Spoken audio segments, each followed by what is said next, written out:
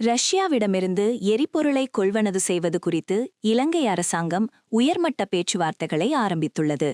மத்திய கிழக்கில் நிலவி வரும் போர்ச்சூழல் காரணமாக உலகளாவிய எரிசக்தி விநியோக சங்கிலியில் ஏற்படக்கூடிய பாதிப்புகளை தவிர்க்கும் நோக்கில் இந்நடவடிக்கை எடுக்கப்பட்டுள்ளது. இதன் அடிப்படையில் வெளிவிவகார, வெளிநாட்டு வேலைவாய்ப்பு மற்றும் சுற்றுலாத்துறை அமைச்சர் விஜிதா ஹேரத் இலங்கைக்கான ரஷ்ய தூதுவர் லெவன் எஸ் தஹாகர்யனை சந்தித்துள்ளார். குறித்த சந்திப்பு நேற்று முன்னெடுக்கப்பட்டுள்ளது.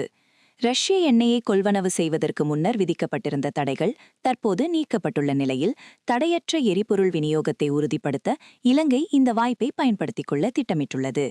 நாட்டின் தற்போதைய எரிபொருள் இருப்பை பாதுகாக்கவும் தொடர்ச்சியான விநியோகத்தை பராமரிக்கவும் ரஷ்யாவிலிருந்து மேலதிக எரிபொருளை பெற்றுக்கொள்வது குறித்து அமைச்சர் இங்கு வலியுறுத்தியுள்ளார். இலங்கையின் இந்த கோரிக்கையை உடனடியாக ரஷ்ய அரசாங்கத்திற்கு தெரியப்படுத்துவதாக தூதுவர் உறுதியளித்துள்ளார்.